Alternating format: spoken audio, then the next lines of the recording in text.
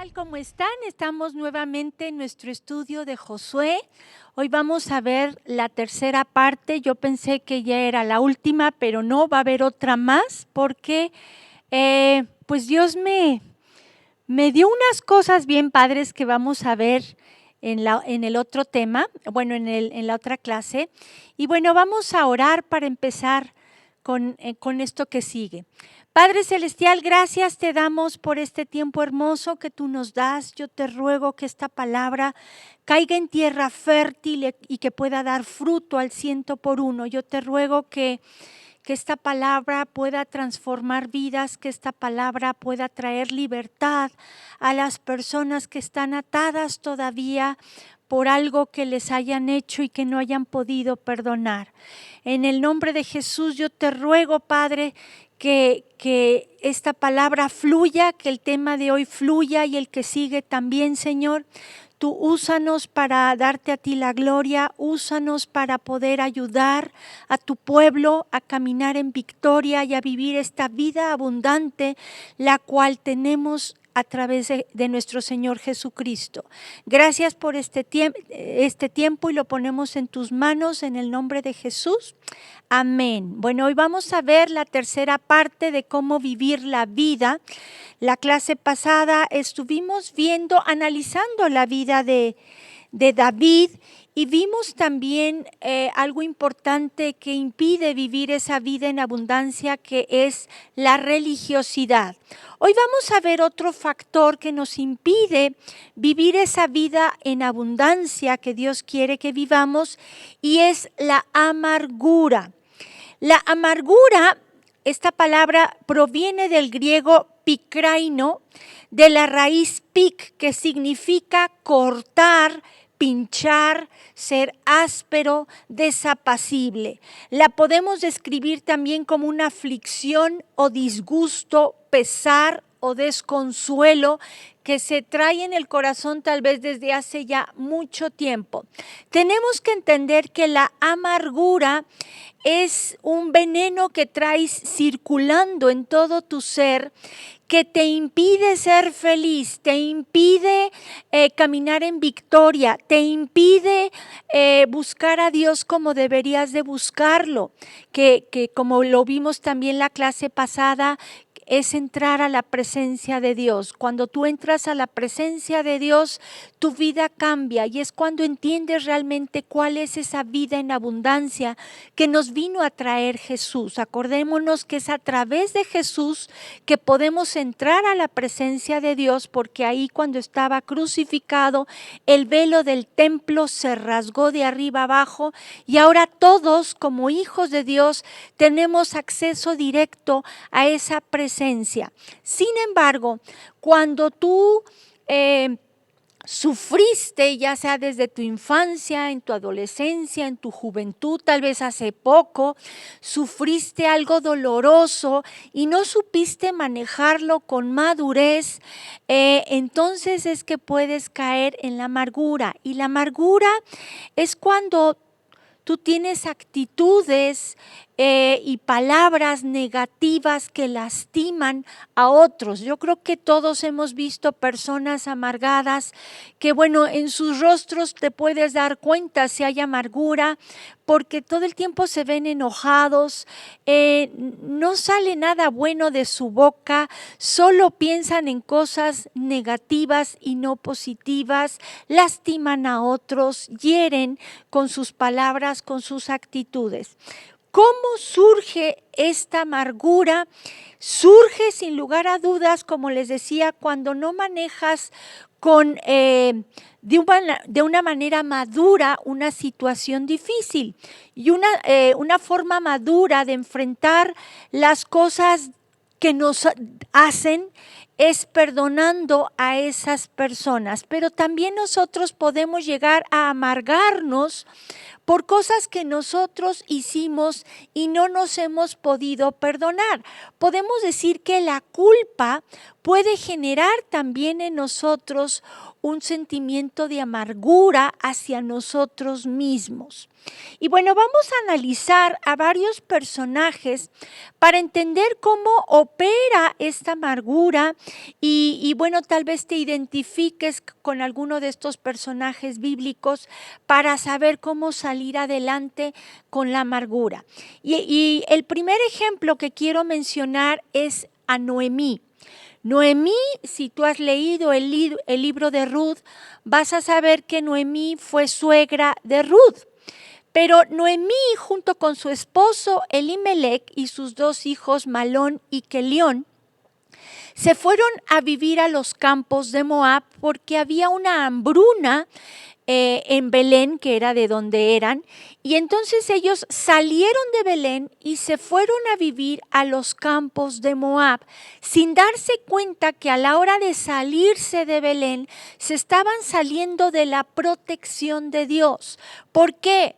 Porque Dios no quería que su pueblo se mezclara con los moabitas. De hecho, los moabitas surgieron de una relación de incesto entre Lot y su hija mayor. De ahí salieron los moabitas. Y los moabitas también fueron piedra de tropiezo para el pueblo de Israel cuando estaban en el desierto. Ellos querían, más bien Barak, le pidió a Balaam, al profeta Balaam, al falso profeta Balaam, que maldijera al pueblo de Israel, y bueno, él no lo hizo, pero vemos que después por detrás le aconsejó que se metieran las moabitas con los hijos de Israel, cometieron fornicación, etcétera. Entonces ahí fue una gran piedra de tropiezo para el pueblo de Israel. De ahí que Dios prohibió que tuvieran contacto con los moabitas, relaciones con los moabitas, y aquí vemos a una familia yéndose a vivir a los campos de Moab, pero no solo eso, sino que sus dos hijos, Malón y Kelión, tomaron por mujeres a dos moabitas, una es Ruth y otra es Orfa. Al cabo de 10 años, muere Elimelec, mueren los dos hijos de Noemí y ella cayó en una gran amargura. Dice Ruth 1:20 lo siguiente, antes de leerlo les quiero comentar otra cosa. Ella decide regresarse a Belén porque ya su marido estaba muerto, sus dos hijos estaban muertos. Sin embargo, ella tenía dos nueras que se ve que la querían muchísimo porque querían irse con ella. Pero por la amargura que ella traía, ella decía, ¿saben qué? Mejor ya regrésense a sus casas, a sus familias, a sus dioses, sin darse cuenta que con eso las estaba alejando de Dios. Orfa, tras su insistencia, se regresó a su casa, a sus dioses, pero Ruth tenía convicciones firmes. Se ve que ella ya conocía del Dios vivo y verdadero, del Dios de Israel. Entonces ella decidió irse con su suegra, le dijo, ¿sabes qué? A donde tú vayas yo voy a ir, tu pueblo será mi pueblo, tu Dios será mi Dios, y donde tú te mueras, ahí yo me voy a morir. Entonces vemos que se regresa a Belén con Ruth, y vean ahora sí, Ruth 1:20, dice, y ella les respondía, o sea, a las personas ya cuando regresó a Belén, dice, no me llaméis Noemí, sino llamadme Mara, que significa amarga, porque en grande amargura me ha puesto el Todopoderoso. Qué triste es cuando nos va mal, le echamos la culpa a Dios. Eso es otro síntoma clásico de la amargura, que siempre buscas algún culpable porque como que piensas que así es mejor, ¿no? En este caso ella culpó a Dios de lo que les había sucedido sin entender que lo que les aconteció fue como consecuencia de lo que ellos habían sembrado. Entonces tenemos que entender muy bien lo que nos dice Gálatas 6, 7 y 8, si me quieren acompañar por favor, en donde dice básicamente que de Dios nadie se puede nadie se puede burlar y que lo que sembramos eso vamos a cosechar. Pero vamos a leerlo. Gálatas 6, 7 y 8 dice, no os engañéis, Dios no puede ser burlado, pues todo lo que el hombre sembrare, eso también segará. Porque el que siembra para su carne, de la carne segará corrupción, mas el que siembra para el espíritu, del espíritu segará vida eterna. Entonces vemos que ¿por qué les fue tan mal en Moab? Porque ellos se fueron a ese lugar saliéndose de la protección de Dios.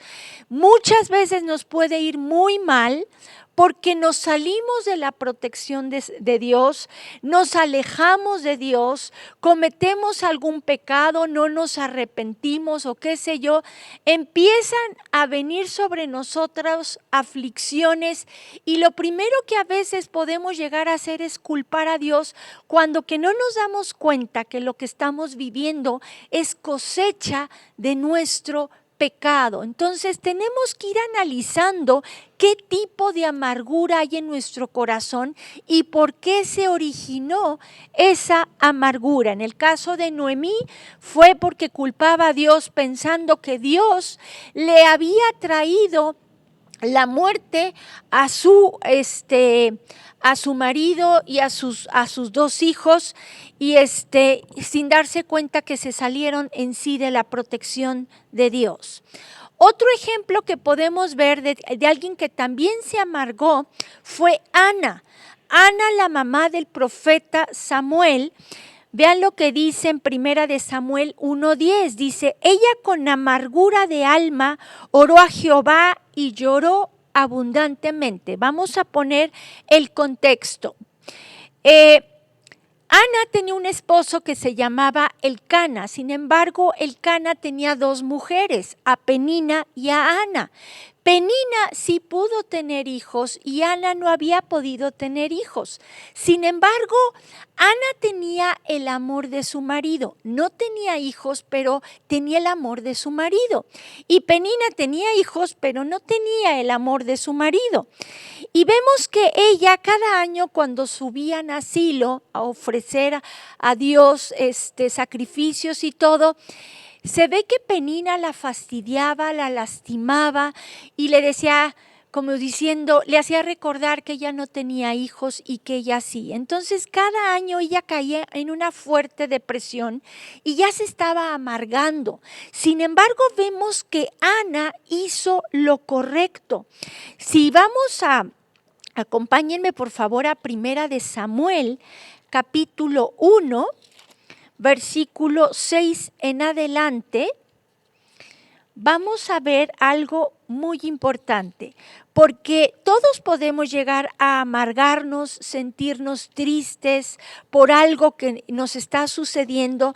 Sin embargo, el secreto lo encontramos en esto que hizo Ana.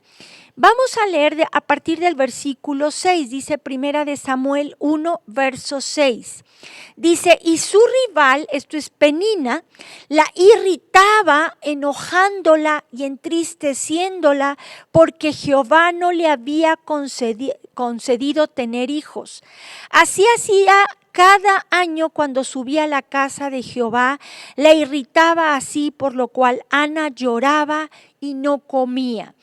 La amargura que ella tenía era por todo lo que Penina le hacía. Y luego dice el verso 8, y Elcana su marido le dijo, Ana, ¿por qué lloras? ¿Por qué no comes? ¿Y por qué está afligido tu corazón? ¿No te soy yo mejor que 10 hijos?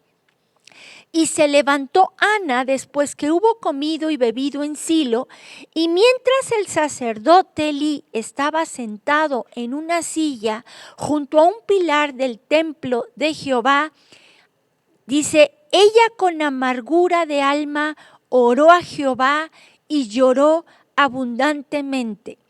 ¿Qué tenemos que hacer cuando nos afligen, cuando nos lastimen, cuando nos hacen algo? Tenemos que perdonarlos de entrada, sí, pero también buscar a Dios y dejarle ahí ese dolor, esa angustia, esa tristeza. Ella lo hizo así, dice que lloró abundantemente. Seguimos leyendo y dice, e hizo voto diciendo, Jehová de los ejércitos, si te dignares mirar la aflicción de tu sierva y te acordares de mí y no te olvidares de tu sierva, sino que dieres a tu sierva un hijo varón, yo lo dedicaré a Jehová todos los días de su vida y no pasará navaja sobre su cabeza. Ana lo que quería era tener un hijo para dedicárselo a Dios, para que fuera un siervo de Dios. Verso 12 dice, mientras ella oraba, fíjense, largamente, ella se metió a la presencia de Dios y allí estuvo mucho tiempo desahogándose con Dios, sacando lo que había en su corazón, sacando esa amargura que traía. Y luego dice, oraba largamente delante de Jehová. Elí estaba observando la boca de ella, pero Ana hablaba en su corazón y solamente se movían sus labios y su voz no se oía. Y Elí la tuvo por ebria. Esto me hace ver cómo cuando tú entras a la presencia de Dios, tú ahí pierdes el estilo, porque ahí te postras, chillas, los mocos se te escurren, las lágrimas se te escurren, pierdes el estilo por completo. Y el Cana no entendió lo que le estaba pasando a Ana y la tuvo por ebria. Pero luego dice el verso 14, entonces le dijo Elí, ¿hasta cuándo estarás ebria? Digiere tu vino. Y Ana le respondió diciendo, no, Señor mío, yo soy una mujer atribulada de espíritu, no he bebido vino ni sidra, sino que he derramado mi alma delante de Jehová. No tengas a tu sierva por una mujer impía, porque por la magnitud de mis congojas y de mi aflicción, vean lo que dice, he hablado hasta ahora.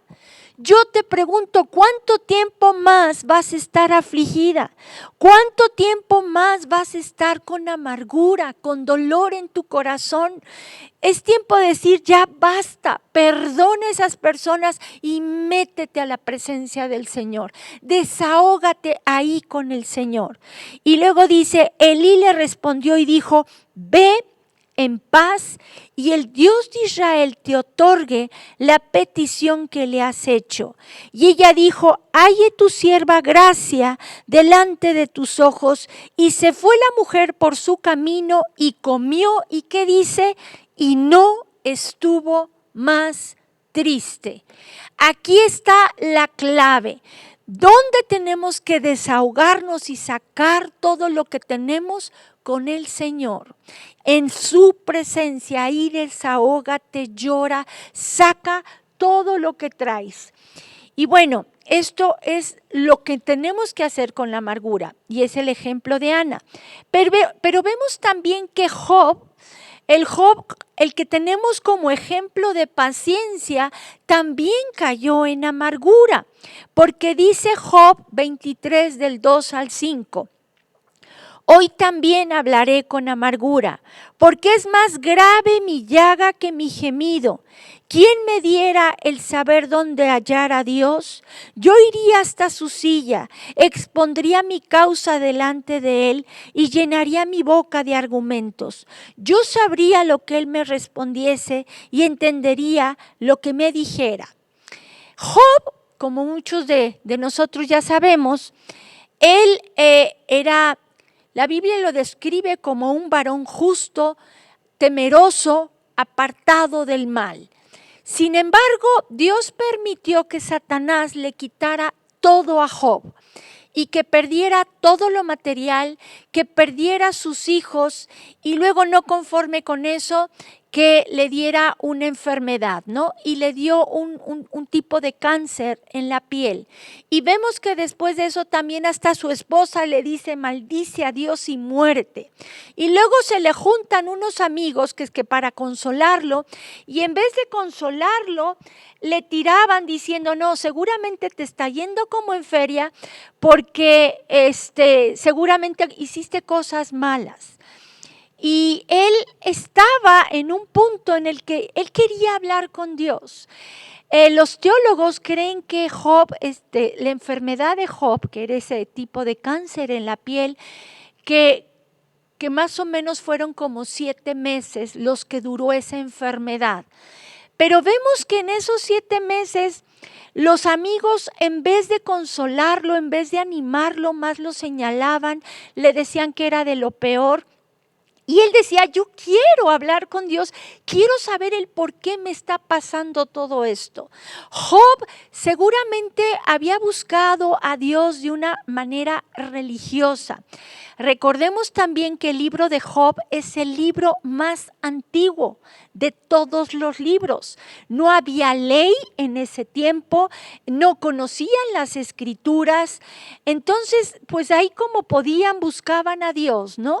Entonces Job ahí como pudo hacía cada vez diario hacía sacrificio por sus hijos por si habían hecho algo malo y él procuraba hacer lo bueno delante de Dios, sin embargo no había conocido todavía realmente a Dios.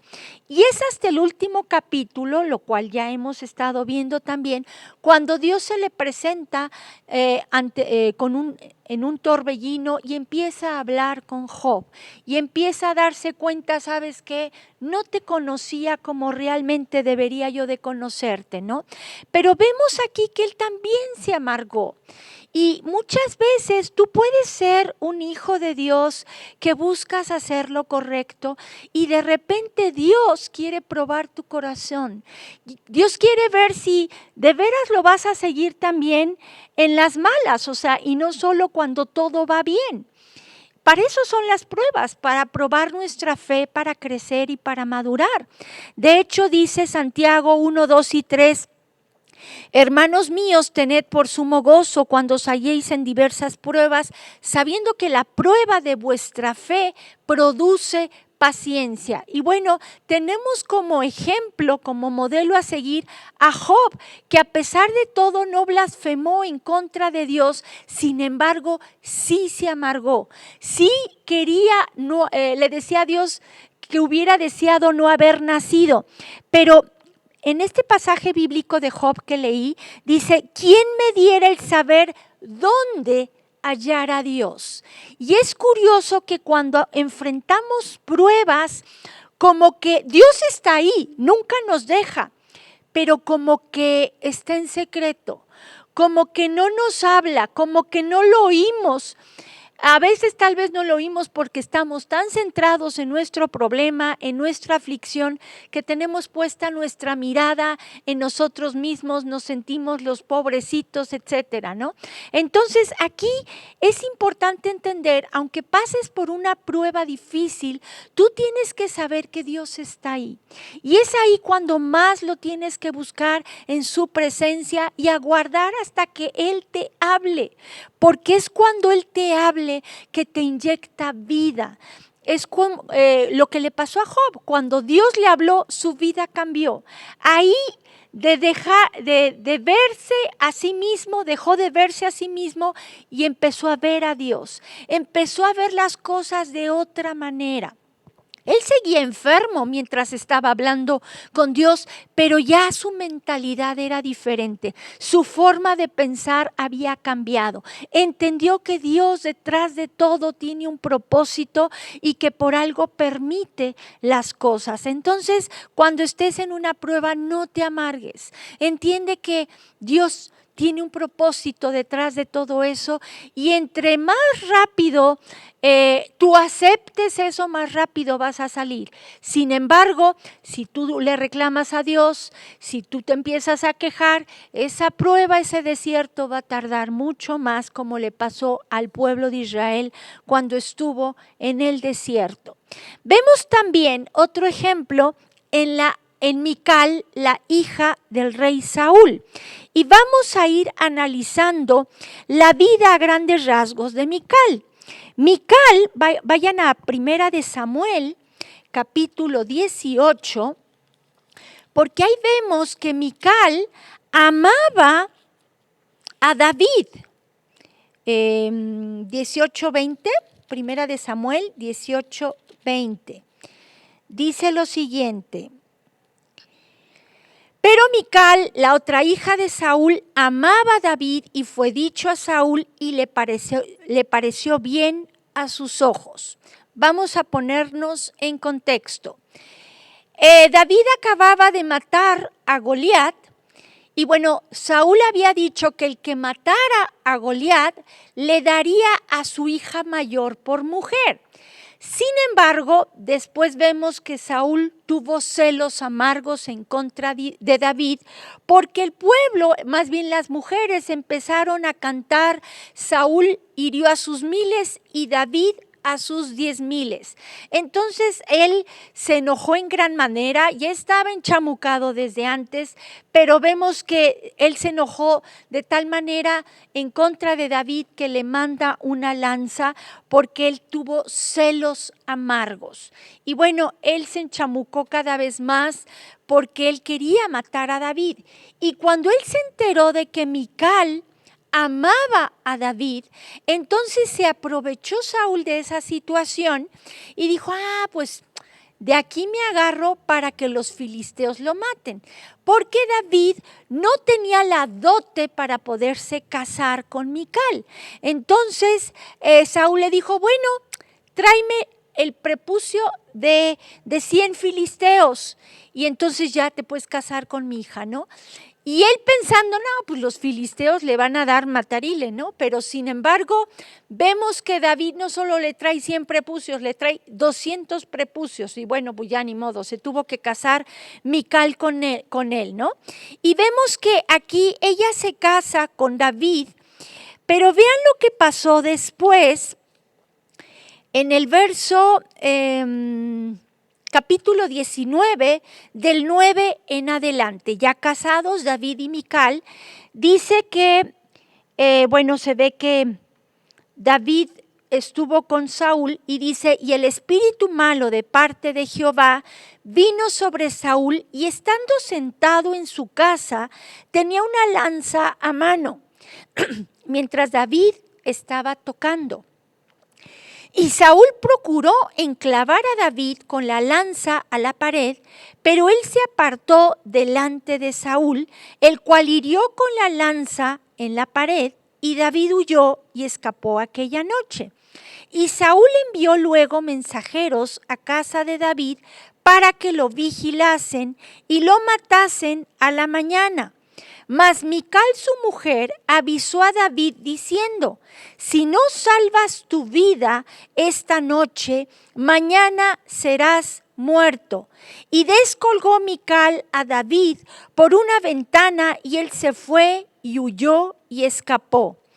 Tomó luego Mical una estatua y la puso sobre la cama y le acomodó por cabecera una almohada de pelo de cabra y la cubrió con la ropa.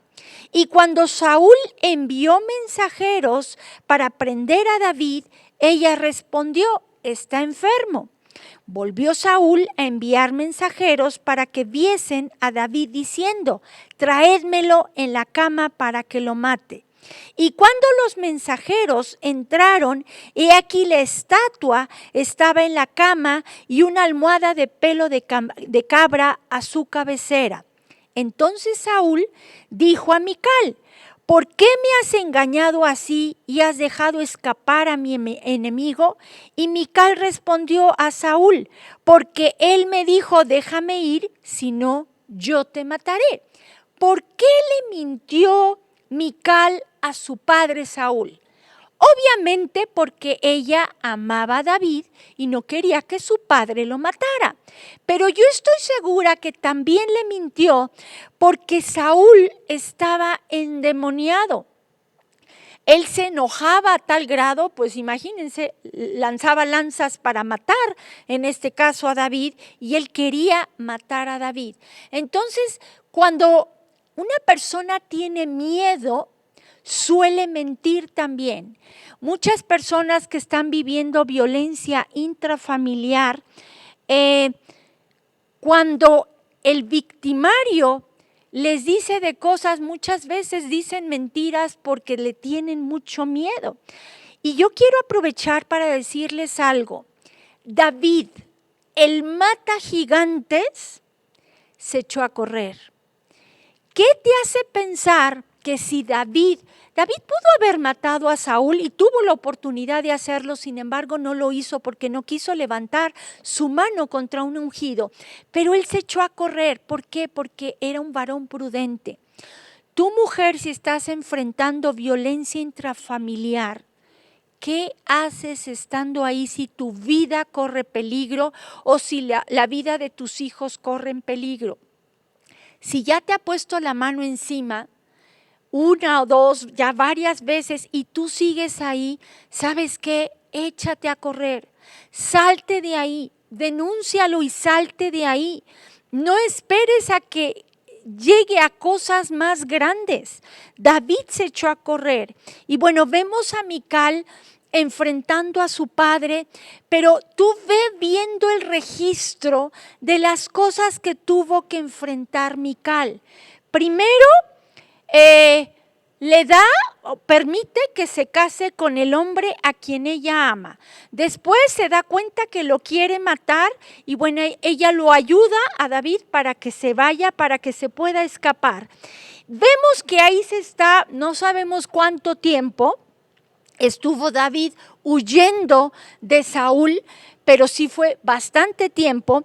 Y vemos también después que vayan a 1 Samuel capítulo 25, que el padre, o sea, su padre Saúl, se le entrega a otro hombre.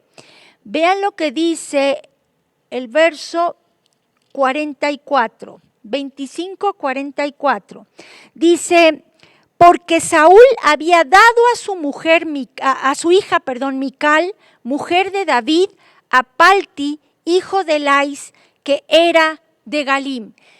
Imagínate lo que ha de haber sentido Mical. Yo creo que se sentía como un objeto en las manos de su papá para su venganza, y de un hombre se la da a otro hombre. Y vemos después en 2 Samuel capítulo 3, vayan a 2 Samuel capítulo 3, ya cuando Saúl muere y David es constituido por rey. Vean lo que dice el capítulo 3, versos 13 al 14. Dice: y David dijo: bien, haré pacto contigo, mas una cosa te pido, no me vengas a ver sin que primero traigas a Mical, la hija de Saúl, cuando vengas a verme.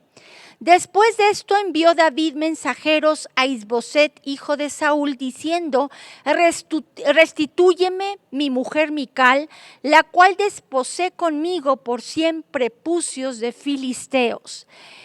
Nunca dice en la escritura que David amara a Mical. Sí dice que Mical lo amaba a él, pero no dice que David la amara a ella.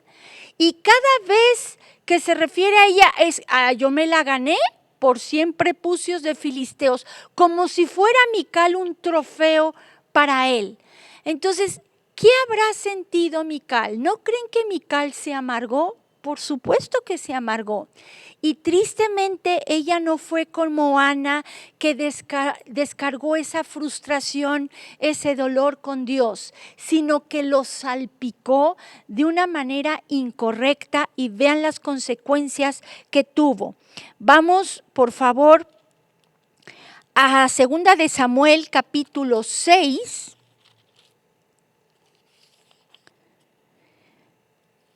Capítulo 6, y vamos a leer desde el 16 en adelante. Dice así: cuando el arca de Jehová llegó a la ciudad de David, aconteció que Mical, hija de Saúl, miró desde una ventana y vio al rey David que saltaba y danzaba delante de Jehová y le menospreció en su corazón.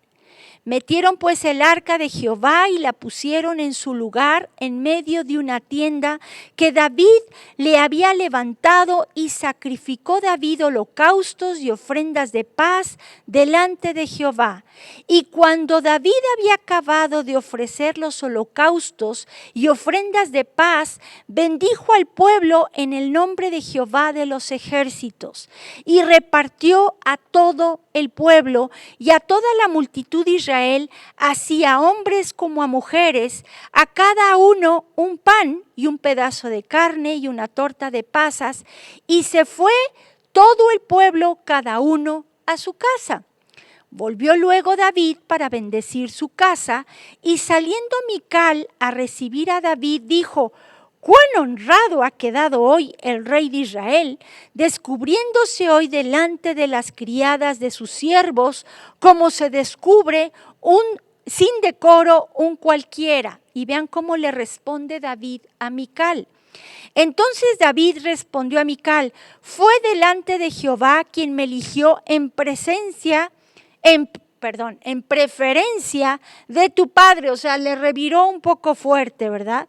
«Y a toda tu casa, para constituirme por príncipe sobre el pueblo de Jehová, sobre Israel. Por tanto, danzaré delante de Jehová, y aún me haré más vil que esta vez, y seré bajo a tus ojos, pero seré honrado delante de las criadas de quienes has hablado». Y vean lo que dice el verso 23. «Y Mical, hija de Saúl, nunca tuvo hijos hasta el día de su muerte». Yo me pregunto por qué. Tú sabías que no siempre, pero muchas mujeres han quedado estériles o son estériles por la amargura que traen. No han podido tener hijos por la amargura que traen en su corazón.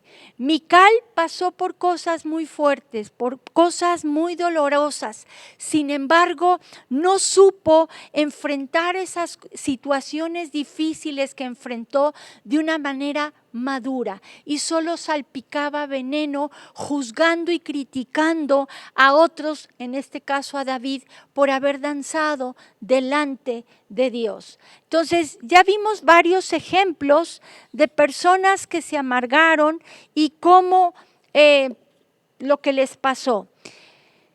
¿Cómo detectar si tienes amargura? Te voy a leer unos puntos y tú ve viendo si tienes estos puntos para que detectes si tienes amargura o no en tu corazón.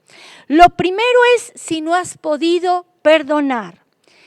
Si hay resentimiento o coraje hacia alguien, si tienes ira o enojo reprimido, si tiendes a lastimar a otros con tus palabras, si tiendes a culpar a los demás e inclusive a Dios, si sientes deseos de vengarte, si tienes celos exagerados, si por tu mente pasan solo cosas negativas, si no puedes ver lo bueno en los demás, si te la pasas quejándote, si criticas y murmuras de los demás, si tiendes a juzgar a los demás, si hay envidia en tu corazón. Estos son síntomas que si tú los analizas te puedes dar cuenta si hay amargura en tu corazón.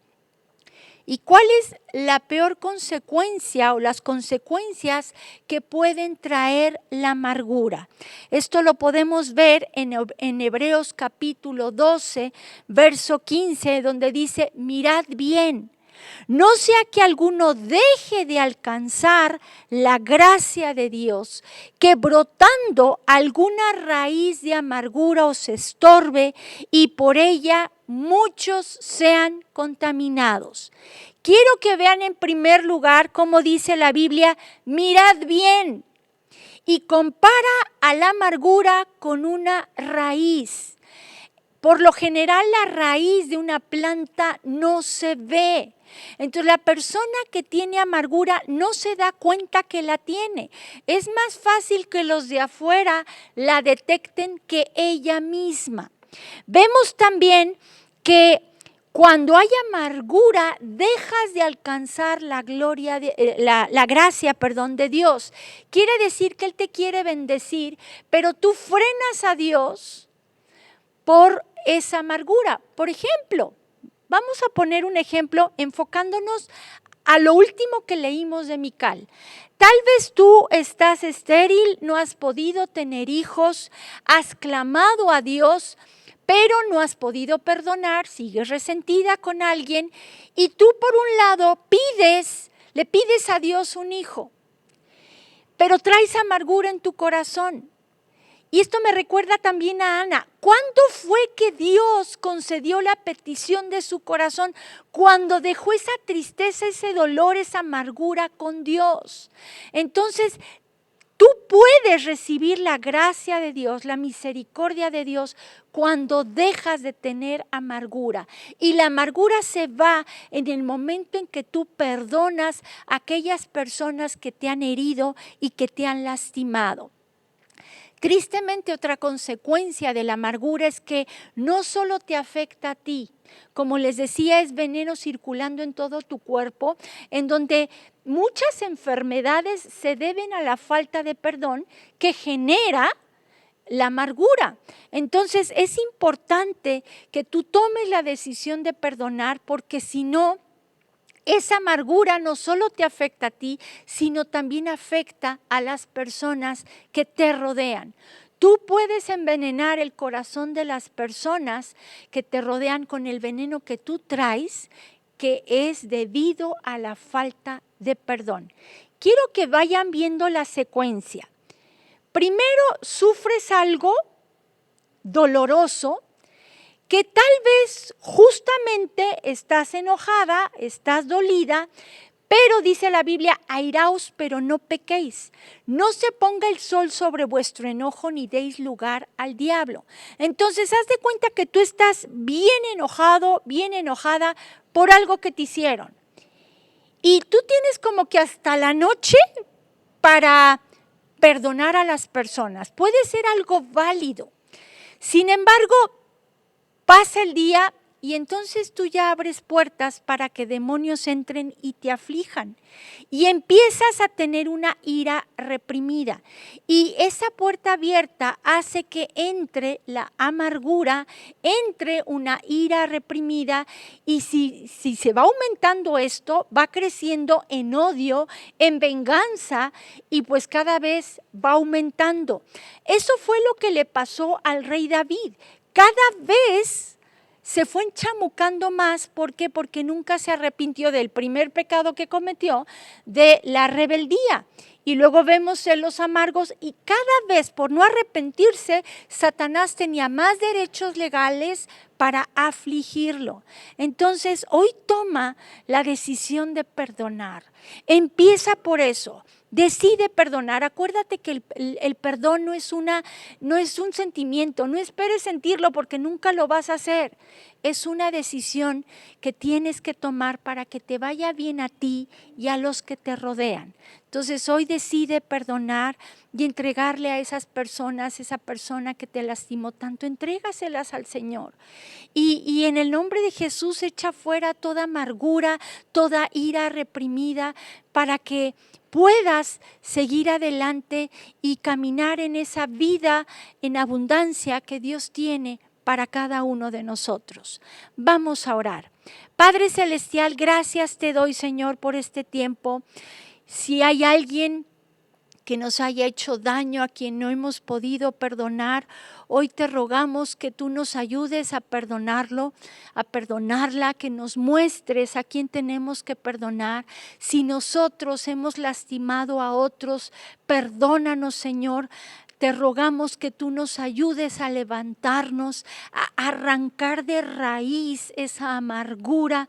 Señor, sabemos que tú puedes obrar en nuestras vidas y más lo puedes hacer estando en tu presencia, porque ahí es donde nos conectamos contigo y nos haces ver en dónde estamos mal, con un amor impresionante, con misericordia y verdad.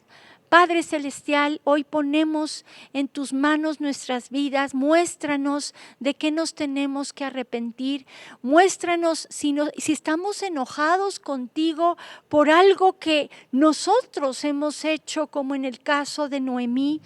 Padre, si te hemos culpado de algo, perdónanos. Hoy entendemos que tú eres un Dios bondadoso, que siempre quieres lo mejor para nosotros. No quieres que nos vaya mal, y por eso nos pides que nos pongamos a cuentas, que nos pides que nos demos cuenta en qué nos hemos equivocado nosotros, para que pidamos perdón y que también podamos perdonar a los demás. Tú ayúdanos, muéstranos nuestros pecados ocultos para poder estar limpios delante de ti, Señor.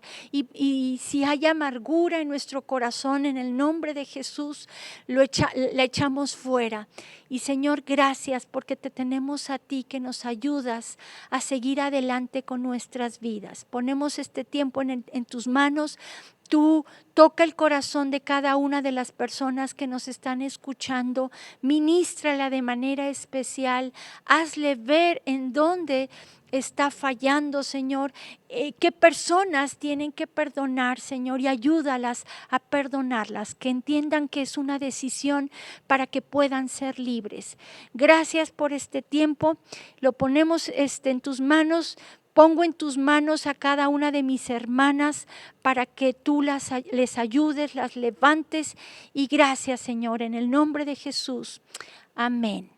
Si hay alguna de ustedes que nos escucha por primera vez y quiere recibir a Cristo como su Señor y su Salvador, hoy es un buen tiempo también de hacerlo. Te invito a que hagas esta pequeña oración junto conmigo, para que lo hagas parte de tu vida y puedas vivir esa vida en abundancia que Dios quiere que vivas, tomada de la mano del Señor. Tú dile: Padre Celestial, gracias por mandar a tu Hijo Jesucristo a morir en la cruz y pagar un castigo que yo me merecía por pecador, por pecadora. Y hoy, Señor, entiendo que te necesito. Te pido perdón por todos mis pecados y te abro la puerta de mi corazón para que tú entres y dirijas mi vida. Te confieso como mi Señor y mi Salvador, y te doy las gracias porque en esa cruz tú derramaste tu sangre para perdonar todos nuestros pecados. Y si tú has perdonado todos nuestros pecados, ¿quiénes somos nosotros para no perdonar? Ayúdanos a perdonar a los demás. Gracias, y en tu nombre oramos, Jesucristo. Amén. Si tú hoy recibiste a Cristo en tu corazón, tú pasaste de ser criatura de Dios a ser una hija, hijo de Dios, y te felicito por ello. Y bueno, hasta aquí la vamos a dejar. Quiero comentarles también rápidamente que todas estas lecciones de Josué, si las quieres seguir viendo, si las quieres repetir o repasar, o no has visto todos los temas, puedes meterte a mi canal de YouTube como Ángela Kellenberger.